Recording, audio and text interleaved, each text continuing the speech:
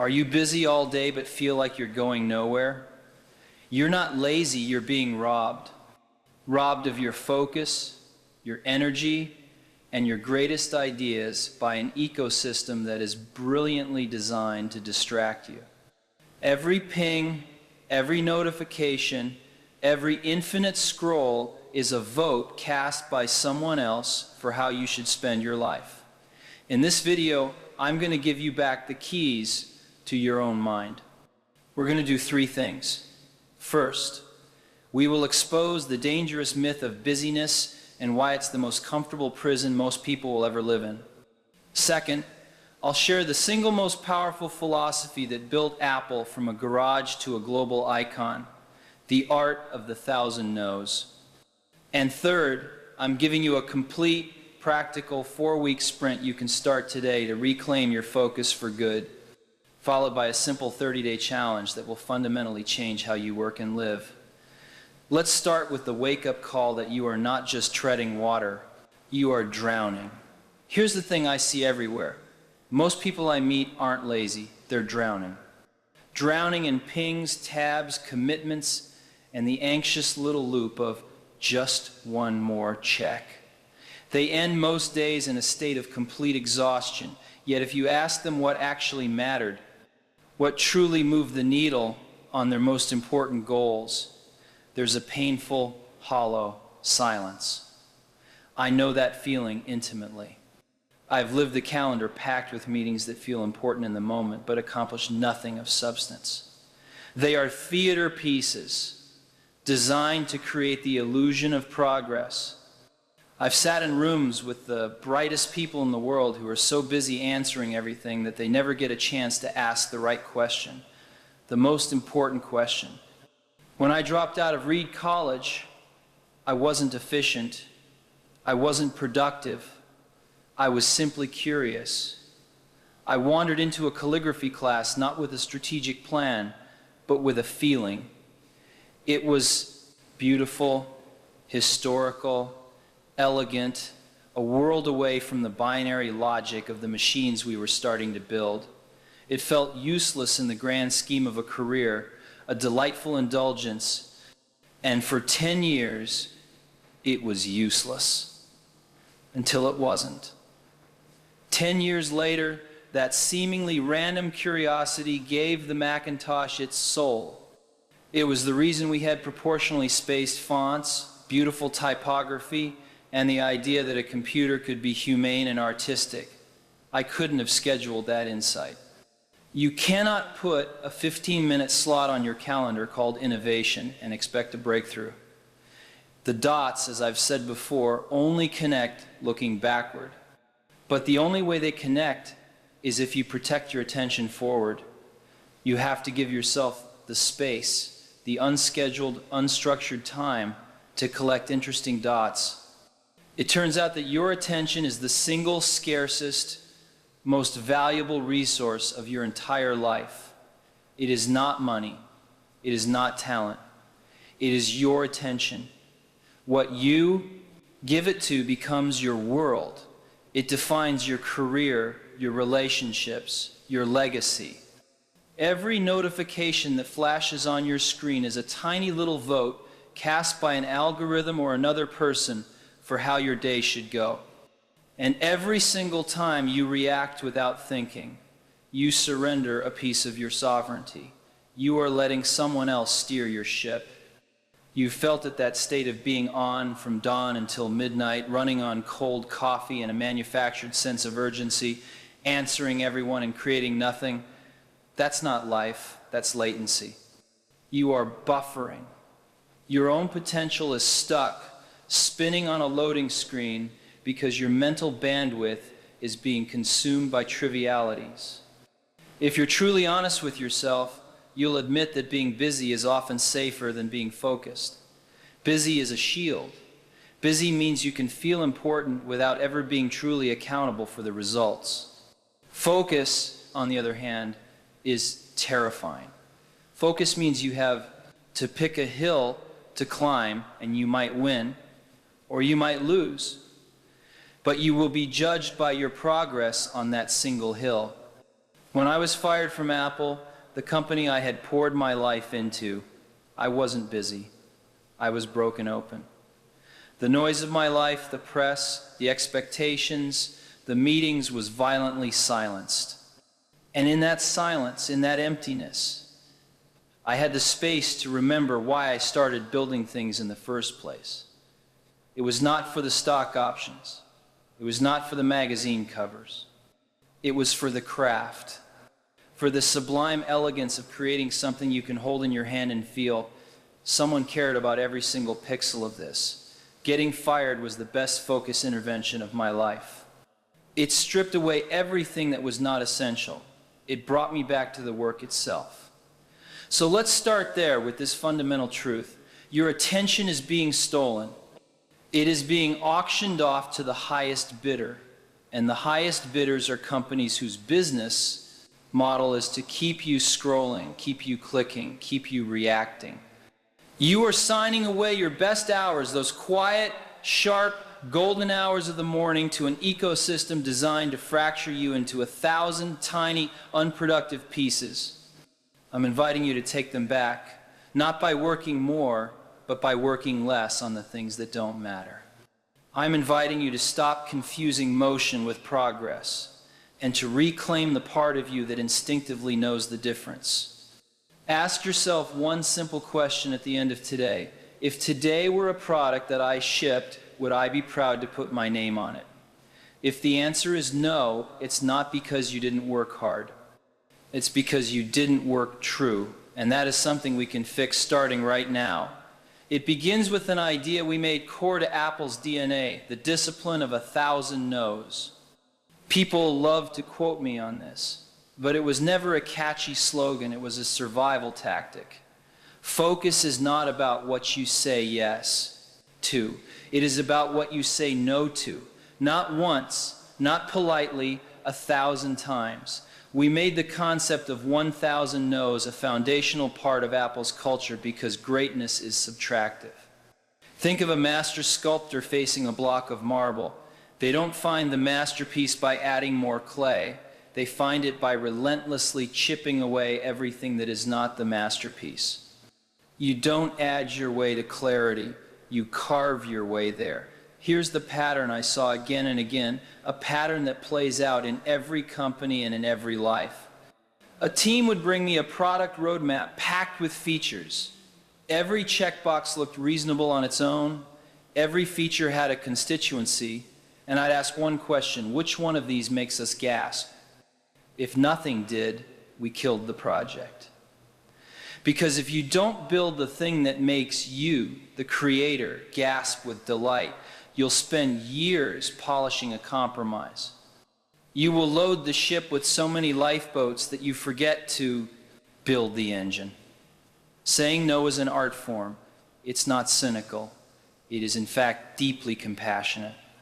It's compassionate to your future self, who will have the time and energy to do great work. It's compassionate to your users, who will get a product that is clean, intuitive, and powerful instead of a bloated mess. Every single yes you utter is a contract that spends your most precious resources, your time, your energy, your reputation. When you say yes lightly, you are taking out a mortgage on the only life you have. When you learn to say no wisely, you create the sacred space necessary to do the work that only you can do. There's a myth that focuses about discipline alone, about gritting your teeth and forcing yourself to work. It's not true. Sustainable focus is about love. You say no to the 100 good ideas because you are fiercely protecting the one great idea. A master craftsman doesn't keep every tool he owns on the bench at all times. The bench is clean because the mind must be clean. The product becomes clean because the purpose is clean. I've been in meetings where a feature was clever, but it didn't serve the core story of the product. We cut it. I've looked at product lines where there were 10 nearly identical boxes inching their way across a retail shelf, creating confusion instead of desire. We axed them. I've watched calendars fill up with recurring status meetings where nobody had any meaningful status to report. We canceled them, all of them. Saying no wasn't punitive. It was how we kept a simple promise to ourselves and to our customers, to be insanely great, not just reliably average. And here's the paradox that most people miss. By saying no to almost everything, you give your yes real earth-shattering power. When you finally do say yes to a product, to a priority, to a person, you bring your whole self to it. All your energy is pointed in one direction. That's why the Mac felt different. That's why the iPhone felt inevitable the day you first held it. We had said no so many times to so many other things that our final yes had the force of absolute conviction behind it. In your own life, the very same rule applies. Decide what not to do. This is more important than your to-do list. Decide which relationships will not get your prime attention. Decide which tasks don't deserve your golden morning hours. Decide which metrics you will not chase. And when the world demands 1,000 different answers from you, give them one. No, because I'm building something that matters. If you want to reclaim your focus, it begins here. 1,000 no's, one at a time, every single day, until what's left is the essential, the beautiful, the work that is truly worth your name. Now, let's turn this philosophy into a concrete plan. I want to give you a framework I wish more people used. Call it the 4-week simplicity sprint. 4 weeks. One theme per week. This is not a boot camp to grind you down. It is a return to clarity. Week 1 is digital detox. You must design your defaults. The hardest part of maintaining focus is not willpower, it's architecture. If your phone is a casino in your pocket designed by geniuses to keep you pulling the lever, you will eventually lose. So, in week 1, we're going to redesign the slot machine. I want you to remove 3 classes of digital toxins from your life. Infinite feeds, infinite alerts, and infinite loops. Go through your phone and delete the apps that are engineered to have no end. Yes, delete them. Don't just hide them in a folder the addiction knows where they are. Remove them entirely. Then, turn off every single non-essential notification on your phone and computer. From now on, if your device makes a sound, it must be a human you have chosen to hear from or a calendar event you have consciously set. Everything else is noise and it can wait. Move your creative tools, your notes app, your camera, your coding environment to your first home screen. Move your consumption traps, your browser, your messaging apps to the very last screen, buried in a folder. For your first 90 minutes every single morning, put your phone in another room. This one change is the equivalent of switching from cheap gasoline to premium rocket fuel for your brain.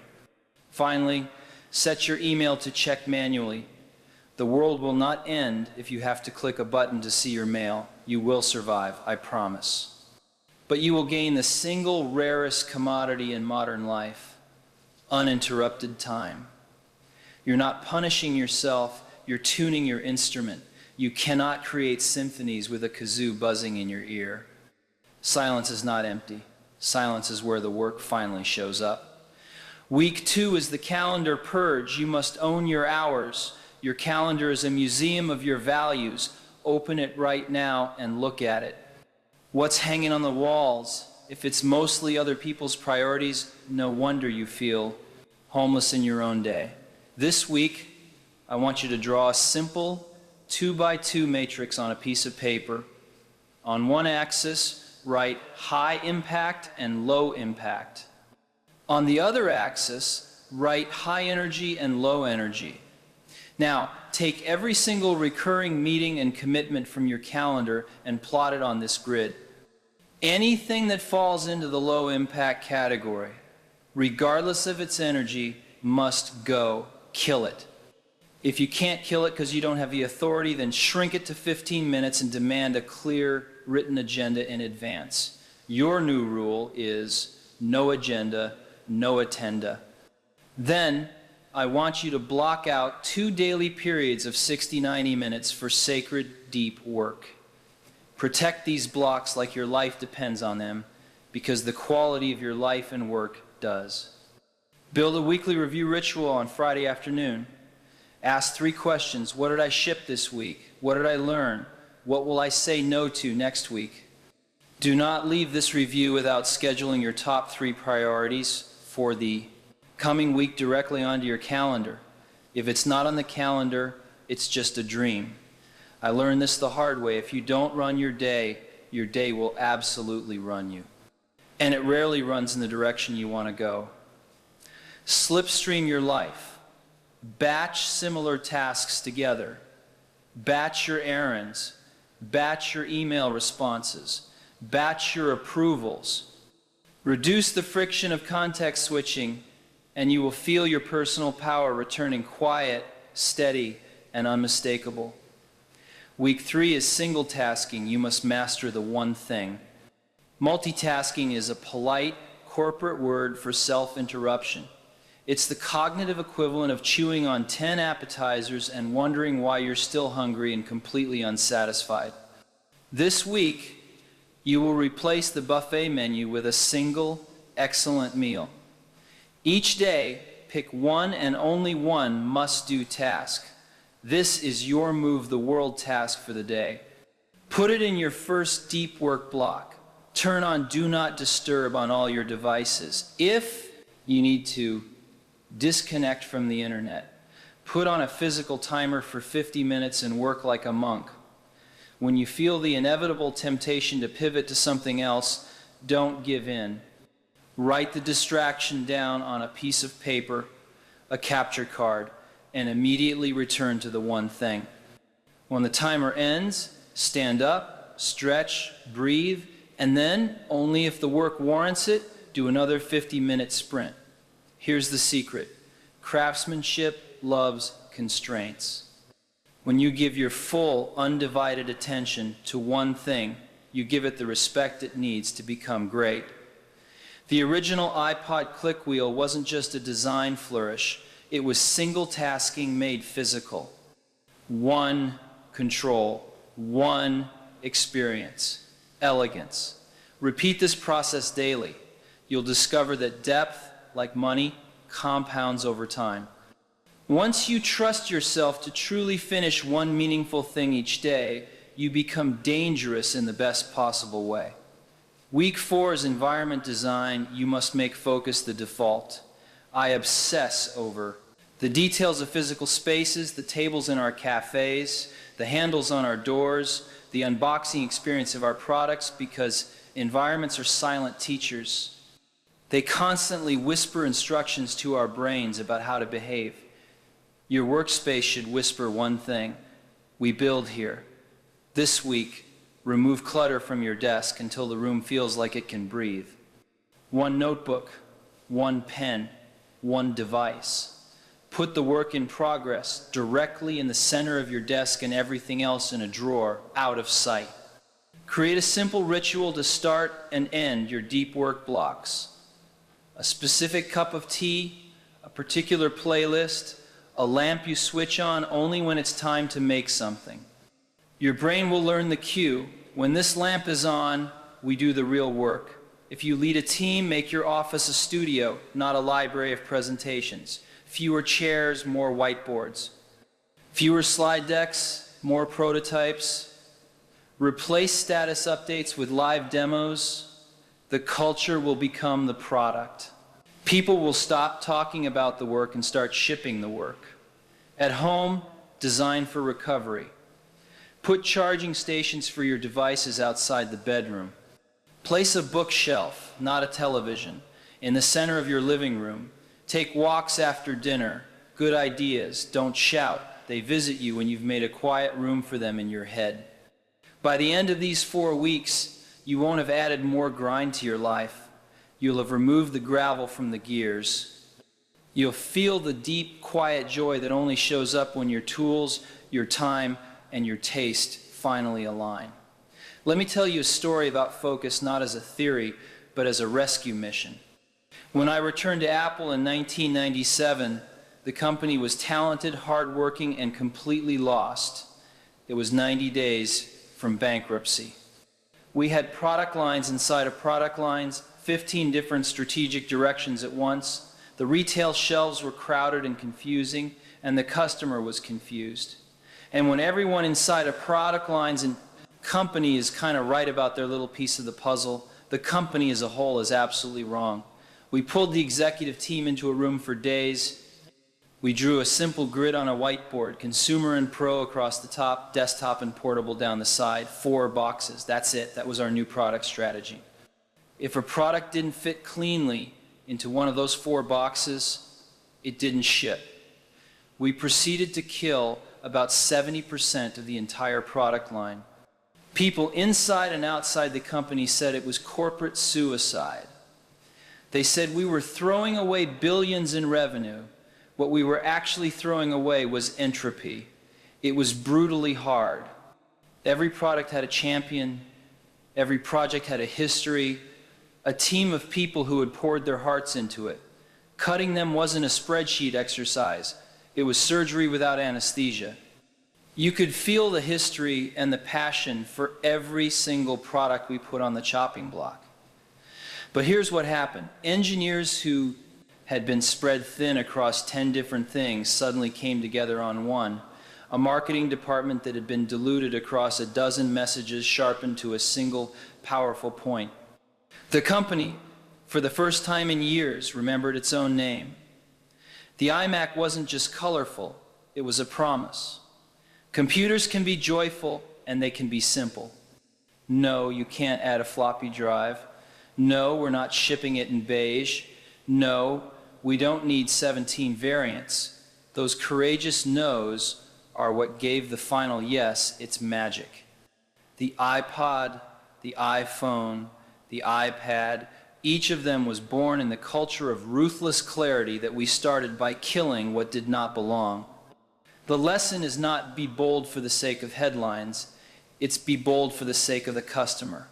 People don't want 100 almosts. They crave one thing that's truly great. And you can only build the truly great when you clear the space, not just on your product roadmap, but in your mind. Don't romanticize having options. Options are a tax on your attention. Every choice you keep alive demands a piece of your mind. Your attention is finite. So simplify violently if you must until your team can hold the entire product, the entire mission in its head at once. Then you can move mountains, not because you're stronger, but because you're all pushing the same rock in the same direction. You don't have to be a CEO to do this. Your life is a company of one. You have a product line, your commitments. You have a roadmap, your calendar. You have a brand, what you consistently deliver. If you feel scattered, draw the grid, 4 boxes. What truly matters? What stays? What goes? Make the hard cuts, not because you're cruel, because you're serious about your life. Now, let's turn this all into your 30-day focus challenge. 1 month to reclaim your attention, your calendar, and your craft. I'll give you 3 daily moves. They are simple, they are non-negotiable, and they will change your life if you let them.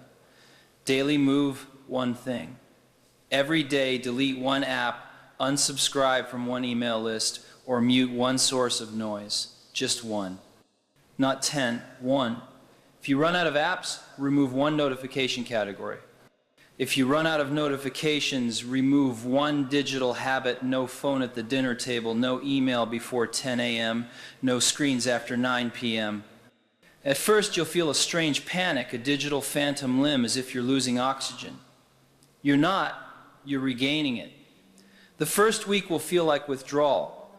By week 2, you'll notice something magical. Your mind lingers longer on the work. Ideas don't slip away as easily.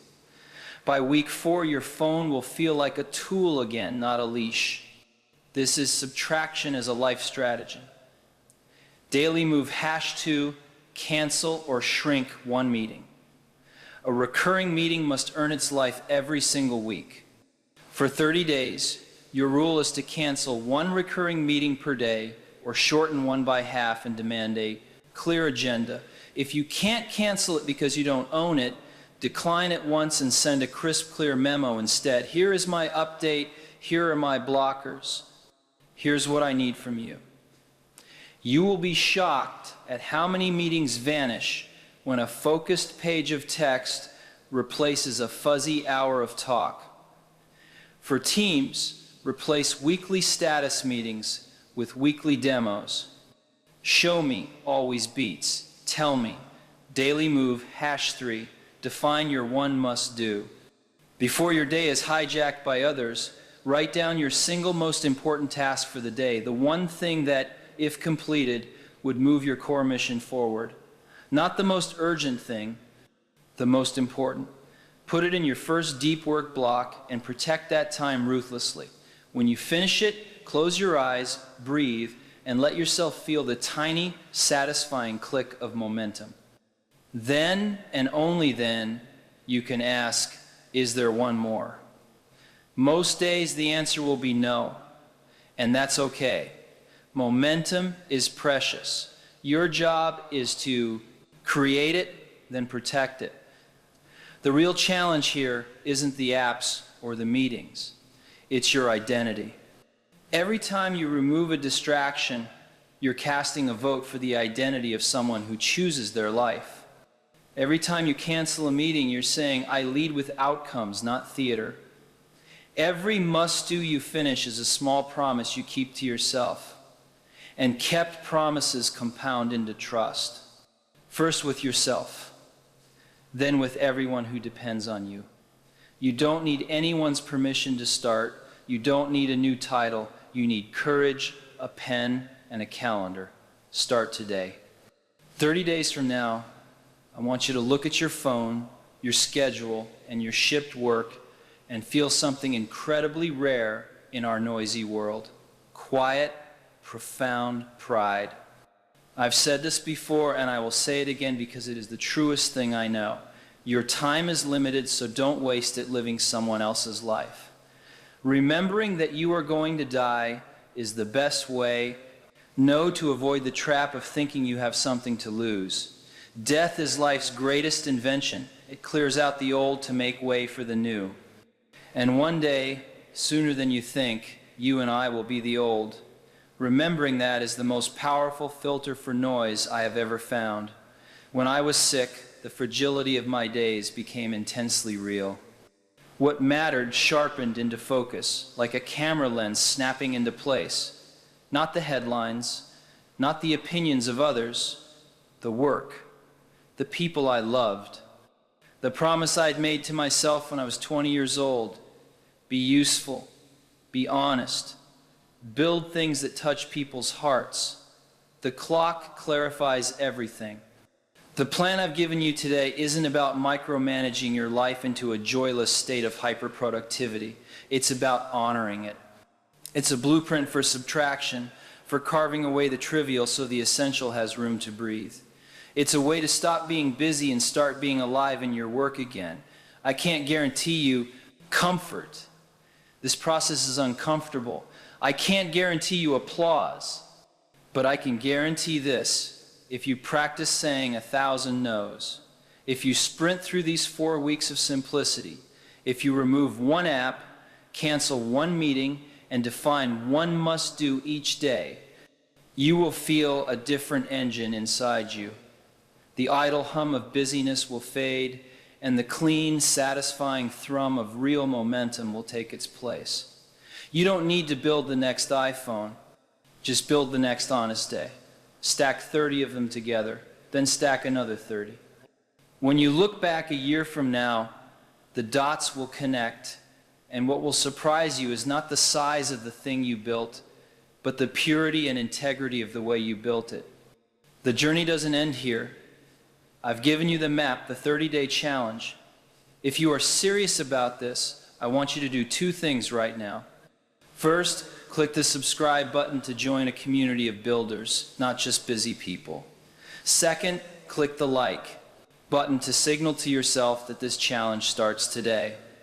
Stay hungry, stay foolish, hungry enough to keep carving the unnecessary away, foolish enough to protect the simple truths in a complicated world. Choose what not to do. Choose who not to be.